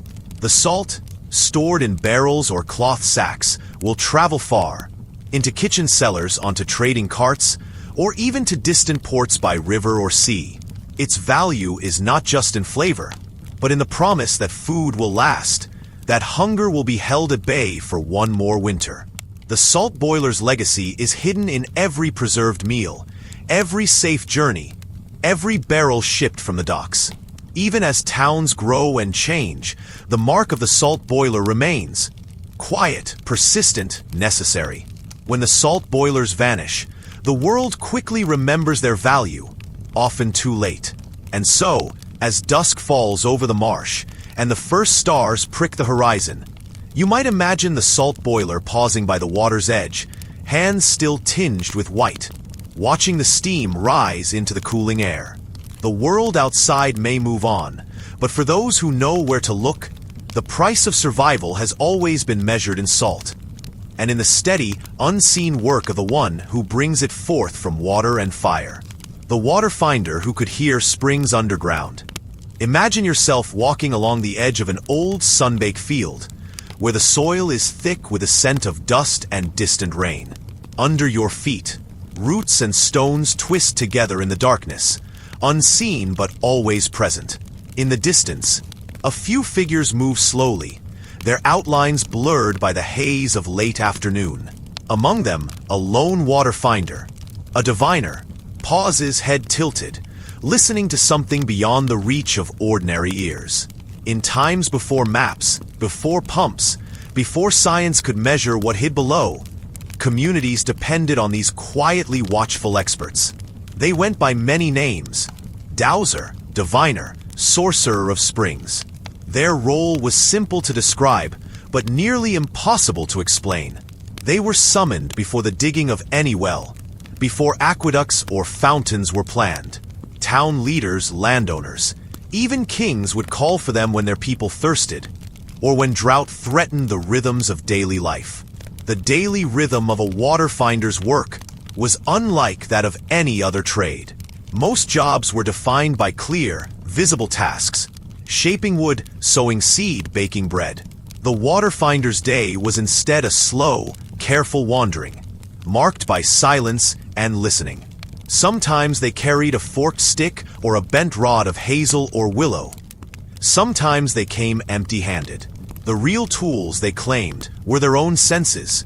Ears attuned to subtle differences in echo and resonance, feet sensitive to faint tremors, a mind practiced in reading what the earth might whisper through its stones. Imagine the water finder pausing by a dry, cracked patch of ground. There, while the others stand in a loose semicircle, quietly expectant, the diviner closes his eyes. He listens, not for birdsong or wind, but for the almost silent language of water pressing through stone far below. It is said that the best water finders could hear springs, a low and distant song, a vibration through soil and root that hinted at something hidden but alive. The townsfolk watch, a mixture of hope and skepticism in their eyes. Success brings a celebration, a well that does not dry, a new field that can finally yield crops, a relief from the constant struggle against thirst. Failure means wasted days or months, backbreaking labor with no reward, dry pipes where fountains should have flowed. The water finder's reputation is always on the line, and the rhythm of their lives is a constant struggle between belief and doubt. For centuries, these diviners shaped the course of towns and cities. Imagine yourself standing in a city square, where a centuries-old fountain pours cold water into a worn stone basin. Beneath your feet, the hidden veins of an underground spring run along paths chosen not by maps, but by the subtle art of someone who listened to the earth itself. Old records sometimes mention that entire cities, great walls, temples, fields, were laid out according to the findings of a single water finder, whose decisions dictated decades of growth and prosperity. Yet their methods remained mysterious, almost mystical. Some described the sensation as a humming in the bones, a gentle pull at the wrists, a feeling that certain patches of earth were heavier with promise. Others swore it was all an elaborate trick, a performance built on chance and guesswork. Over time, these suspicions grew. As science advanced, instruments replaced instincts. Engineers arrived with maps, equations, and measuring rods. Tools more predictable, perhaps, but less responsive to the quiet uncertainty of nature. Still, something was lost when water finders disappeared. Without their uncanny art, cities sometimes spent decades digging dry wells and laying pipes into barren ground. Water shortages became more common, and the easy certainty of the old ways faded. Where a water finder's error might waste a single day, an engineer's miscalculation could waste years. The consequences rippled outward. Lost crops, frustrated citizens, the slow, invisible erosion of trust in the promise of certainty itself. Imagine now the diviner at twilight, moving quietly along the outskirts of a half-built village, listening for that faint, hopeful echo. There's a comfort in the repetition of their movements, a gentle rhythm that lulls even the skeptical observer. Each footstep is a question, each pause a possibility. The water finder's art is not just about hearing, but about patience, trusting in subtle patterns, in the wisdom passed down through generations of quiet practitioners. By the time the age of water finders ends, their memory is already fading. Old stories remain. Tales told over bread and ale of the time when a stranger listened to the ground and turned a dry valley into a garden. Yet as the decades roll on, their skill becomes folklore, their names lost even to the records of city councils and landowners. And yet, if you ever find yourself walking on a quiet evening, the ground still warm from the sun, you might wonder what secrets still lie beneath your feet. In that moment, you can imagine the world as it was, full of hidden springs, silent currents, and the promise that, with enough patience and the right kind of listening, water might rise again where no one expects it. The legacy of a water finder lingers not in the certainty of maps or the logic of engineering, but in the gentle hope that the earth, if treated with respect and attention, will still offer up its gifts. The rhythm of their lives, patient, attentive, and quietly magical, echoes in every flowing fountain, every thriving field, and every story told of water found in the most unlikely of places. The pig runner who used hogs to guard the night. Imagine yourself on the cobbled streets of a small medieval town, long after sunset, when the hush of night settles across shuttered windows and slumbering rooftops. The air is cool, touched by the faint scent of smoke from distant hearths and the lingering traces of rain-soaked earth. Lanterns flicker behind thick glass panes, casting uncertain patterns across doorways. But most corners and alleys are surrendered to the quiet dark. This is a time when danger seems to grow at the edges of the known world. A time when the watchful eyes of a pig runner and his hogs become the unlikely guardians of the night. The pig runner's day begins as others are ending. Moving through the winding lanes, he leads a small herd of well-trained hogs, large, sturdy animals, their bristles silvered by moonlight, their presence both imposing and oddly comforting. You might imagine the muffled sound of trotting hooves on stone, the soft grunt and snuffle of noses pressed to the ground, and the gentle tap of the runner's staff as he guides his charges through their nightly patrol. For generations, the pig runner's role was as practical as it was peculiar. By night, his hogs swept the streets not in chaos but with surprising discipline. Their keen senses, honed by years of careful training, helped them detect intruders who might slip quietly through the shadows. A sudden change in their movement, a sharp snort, a lowered head, a collective pause, could signal that something was amiss.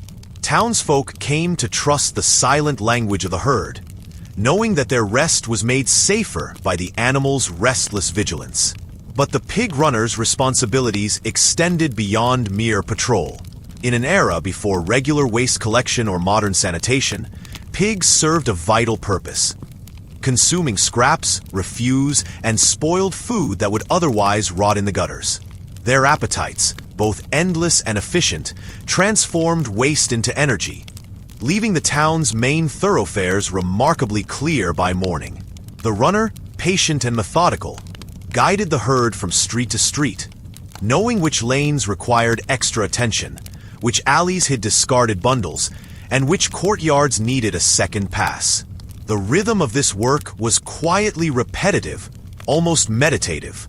Night after night, the same circuit.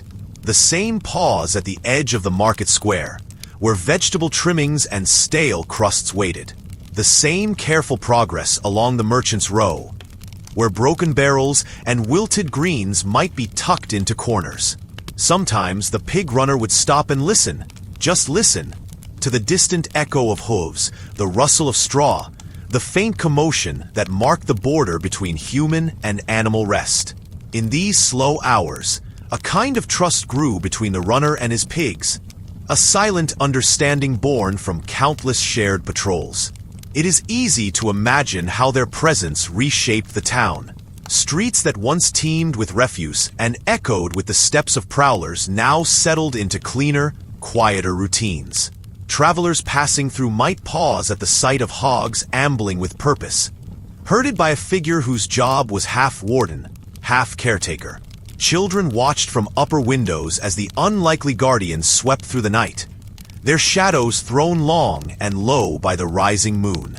Yet, despite their value, the work of the pig runner was not always welcomed. Some townsfolk grumbled about the sight and sound of hogs outside their doors. Visitors sometimes wrinkled their noses or whispered of old superstitions. With time, changing fashions, new rules, and an emerging preference for orderliness would shape the fate of the trade.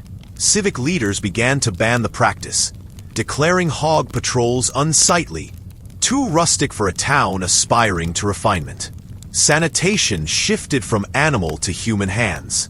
The herds vanished from the night, replaced by uniformed guards and organized cleaning crews.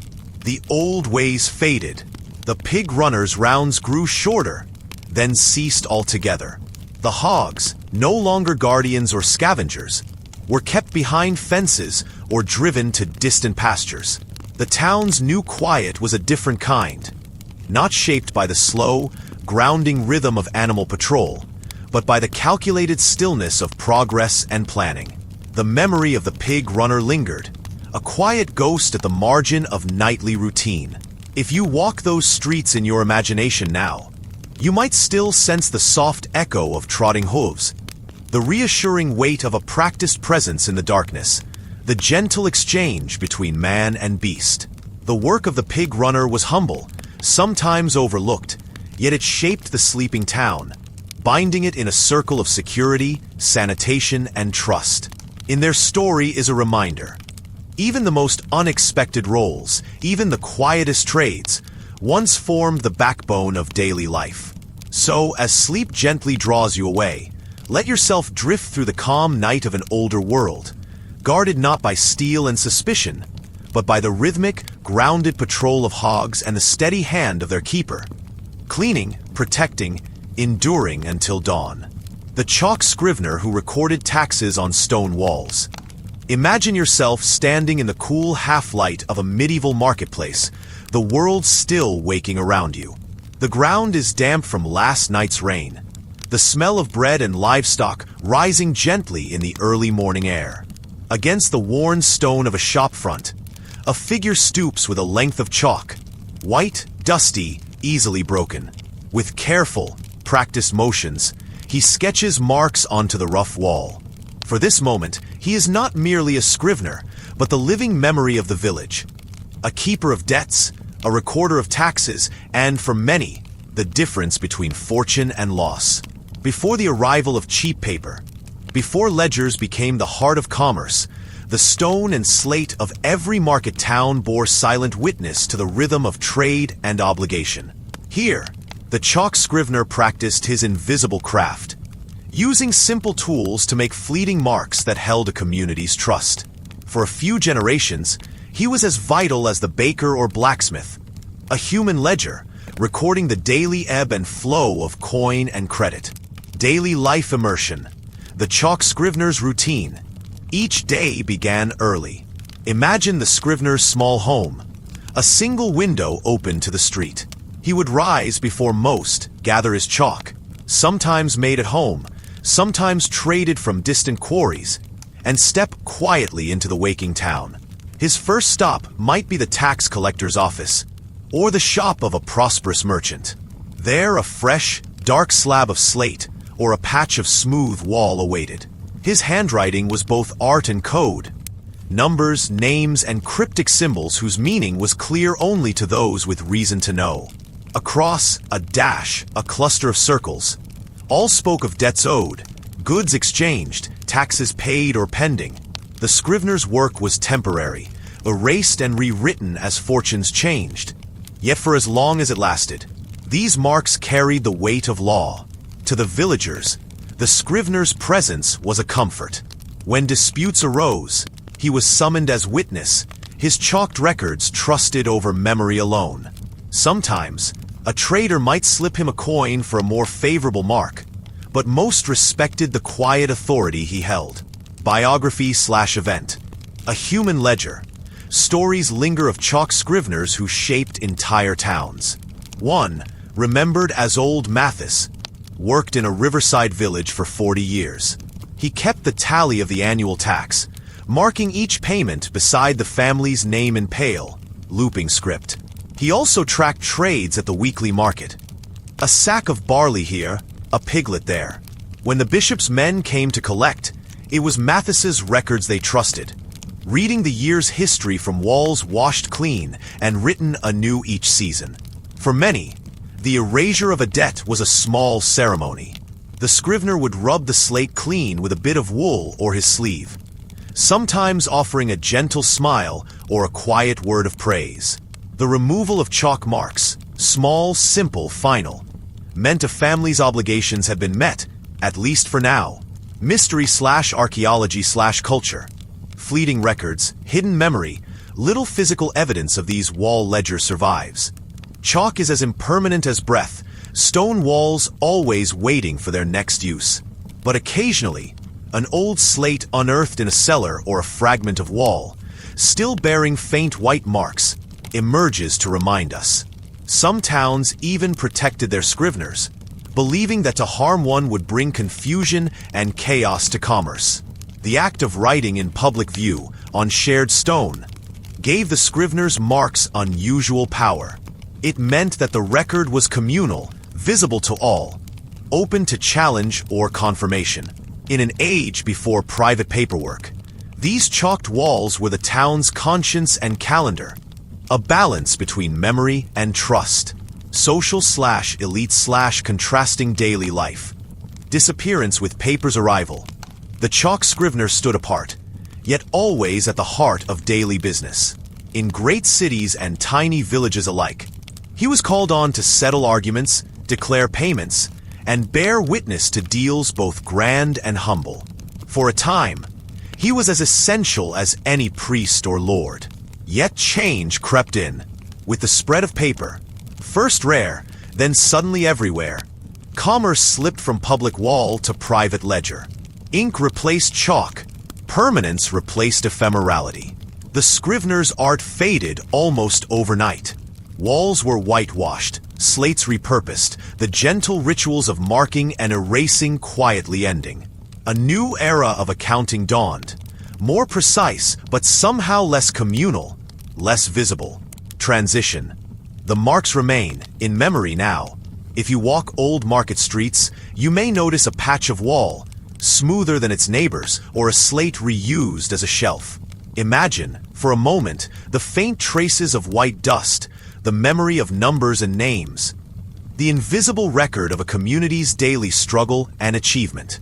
So next time you think of medieval trade, picture the chalk scrivener at dawn, his marks as fleeting as the morning mist, yet for centuries holding the trust, the debts, and the dreams of a village together. One careful line at a time. The tiler who secretly marked each roof with hidden symbols. Imagine yourself standing in the shadow of a medieval village at dawn. The sky above is a gentle wash of gray and rose, and the first birds have only just begun their morning calls. As you stroll down a winding lane, you notice the varied rooftops, some peaked, others gently sloping, each layered with tiles in faded shades of ochre, brown, and terracotta. The roofs give the village its character, a patchwork quilt of clay and slate, shaped by centuries of hands you'll never meet. But above all, these roofs offer silent protection, sheltering lives from storm, sun, and unseen dangers. For generations, There was one figure who shaped these rooftops, working quietly from before sunrise until dusk. The tiler moved from house to house, carrying bundles of tiles, tools, and a subtle secret knowledge passed down in whispered instruction. His work, like so many trades of the past, was visible in the finished line of each roof. But his true craft was hidden just beneath the surface, tucked away where only the most attentive might notice. The tiler's day began early, sometimes before the village was awake. You might imagine him climbing the steep wooden ladder with practiced ease, balancing his weight on beams and joists, the scent of fresh timber mingling with the cool morning air. Above, the unfinished roof stretched out, an empty canvas, awaiting not just protection from the weather, but from the greater anxieties of the age: fire, lightning, and the ever-present shadow of ill fortune. With every tile he placed, the tiler performed a quiet ritual. Before setting down the first course of shingles, he would reach for a small, sharp stylus, bone, iron, or even just the tip of a nail. On the hidden underside of each tile, just before it vanished from view, he scratched or etched a symbol. Sometimes it was a simple cross, a twisted loop, or a stylized sun. Other times, it was a more elaborate sigil, drawn from memory or local tradition. A spiral for protection, a wave for luck, a set of interlocked lines meant to ward off lightning, fire, or the malice of unseen spirits. These marks were not made for show. They were invisible to the finished eye, tucked beneath the clay, meant to last as long as the roof itself. To outsiders, the roof was just a roof, plain, practical, perhaps beautiful in its way. But for the tiler and those who knew his craft, each tile carried with it a silent promise: protection, luck, a hedge against disaster. As he worked, the tiler listened to the rhythms of village life below. The distant clang of a blacksmith's hammer, the laughter of children, the gentle calls of women tending their gardens. Yet his mind was half elsewhere, attuned to old stories and half-remembered prayers. Sometimes, a homeowner would quietly request a special sign: a charm against fire for a baker's shop, a ward for a newborn's nursery, a symbol to keep away storms in a house that had once been struck by lightning. The choice of materials mattered too. Local clays gave each region its own character, and a good tiler knew which tile would best resist frost or shed rain. Even the pattern in which tiles were laid, overlapping, staggered, interlocking, could echo the pattern of the marks hidden below, reinforcing the layers of meaning built into each roof. Sometimes, the tiler worked alone. In other places, he was joined by a son or apprentice, quietly passing on the secrets of mark and measure, the rhythm of setting tile after tile, the meaning of each sign. For the tiler's family, this work was both livelihood and legacy. They lived on the margins of change, dependent on the harvest, on local demand, on the fortunes of each village season. Their tools were simple but well-worn: trowel, mallet, a handful of chalk or soot for sketching a design. On rainy days, when work paused, the tiler might sit by the fire, whittling a new stylus or quietly redrawing old patterns, his fingers moving with the memory of 100 rooftops past. But the true mystery of the tiler's craft was that it often went unnoticed, even by those who relied on it most. Children might hear stories of witch marks or lucky tiles, but rarely saw the process. Villagers trusted that the tiler's hands were steady, his mind attentive to both the practical and the unseen. And as the years passed, most simply forgot the meaning of the old marks overhead. The disappearance of traditional tiling came quietly. With the arrival of mass-produced, factory-made tiles, stamped in identical patterns and shipped from distant cities, the role of the craftsman changed. Speed, uniformity, and cost replaced the slow rhythm of the hand-laid roof. Few factory tiles bore marks beyond a maker's brand. The folk magic faded, replaced by a new faith in engineering and insurance. Yet, in some old villages and forgotten country churches, you can still find the work of the hidden tiler. During repairs or storms, a craftsman might lift a tile and find, etched beneath the dust, a symbol scratched by hands centuries ago. A silent message meant to outlast both roof and roofer. For archaeologists and historians, these tiny marks have become a key to lost beliefs, a glimpse into how ordinary people balanced faith and fear, ritual and reason, even in the simplest acts of shelter. So as you drift through the quiet lanes of history in your mind, imagine the slow, steady rhythm of the tiler's work. Each tile set with care, each symbol hidden from view. The next time you look up at a patchwork roof, remember the quiet hands and secret knowledge that kept storms, fire, and darkness at bay. One mark at a time, beneath the surface, holding the world together while the village slept. The thatching oracle who predicted storms by straw. Imagine yourself in a quiet medieval village, nestled amid green fields and tangled hedgerows, where most houses are crowned not by tile or stone, but by thick, golden thatch. Dawn is cool and pale. The only sounds are the faint rustling of leaves, the distant crow of a rooster, and the slow, purposeful steps of a figure already moving along the dewy path. The thatching oracle. The thatching oracle is no priest or lord. Her tools are not books or relics, but bundles of straw, handfuls of reeds, and the ever-present, whispering wind. Where others see only a roof, she sees a living barometer. A canvas upon which the moods of sky and season are written.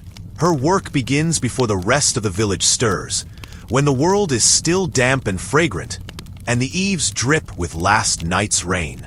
The thatching oracle moves among the cottages, head tilted, eyes keen. Her fingers brush over the straw, noting every twist, every sag, every subtle shift in color and sheen. She knows the difference between a fresh thatch settling gently after a gentle shower and one bending under the weight of a coming storm. Some mornings, she crouches beneath the eaves, pressing her palm to the cold, rough surface. The feel of the straw, the way it breathes and sheds water, tells her more than any skyward glance. Inside her own low cottage, the scent is thick with cut grass and sun-warmed hay. She keeps samples of thatch from many seasons, tied with bits of twine and marked with tiny, cryptic symbols.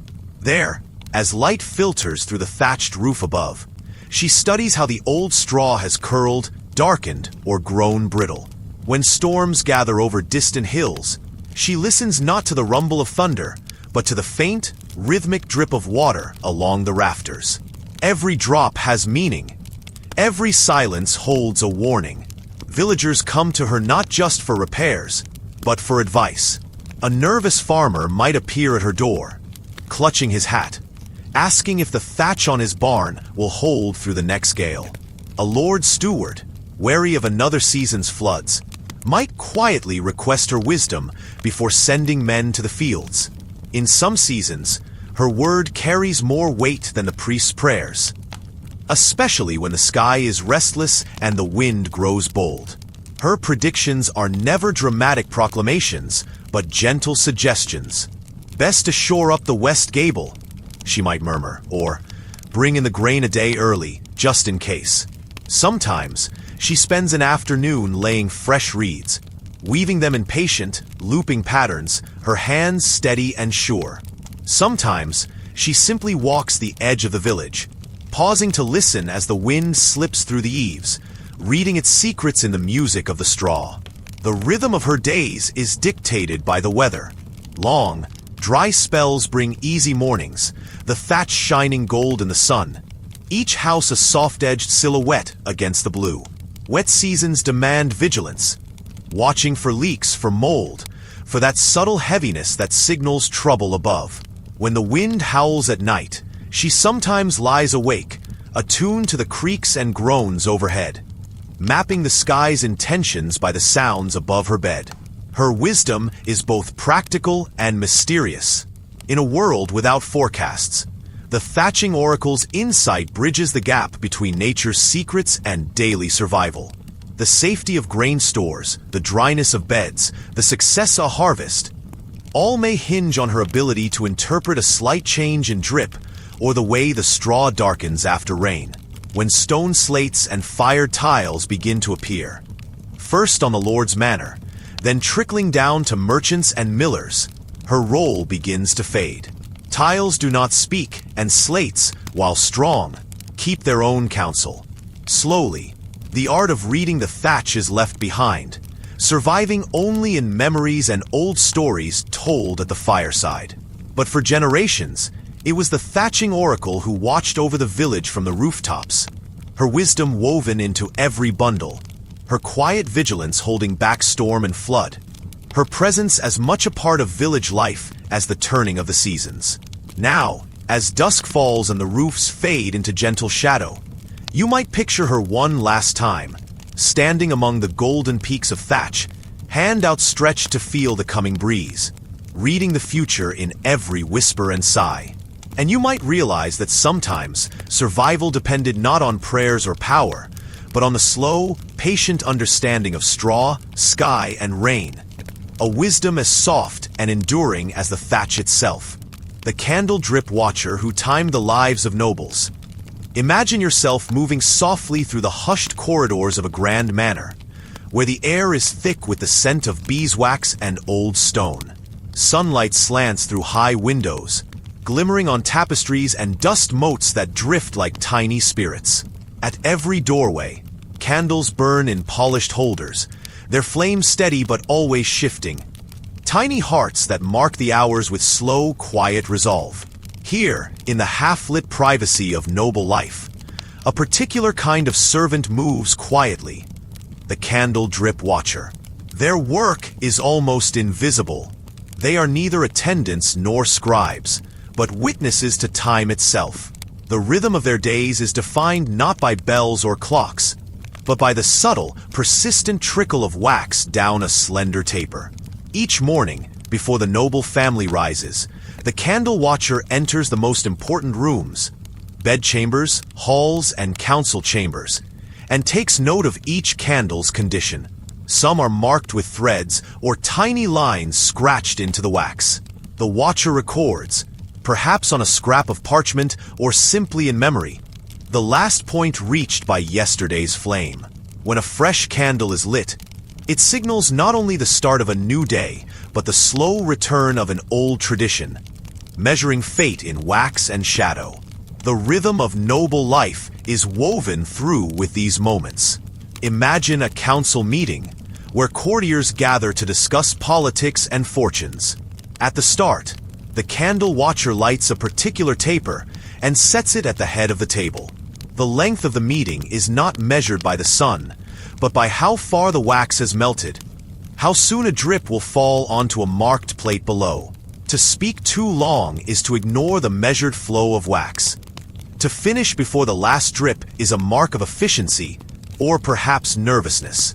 Candle watching is a craft of patience and subtlety.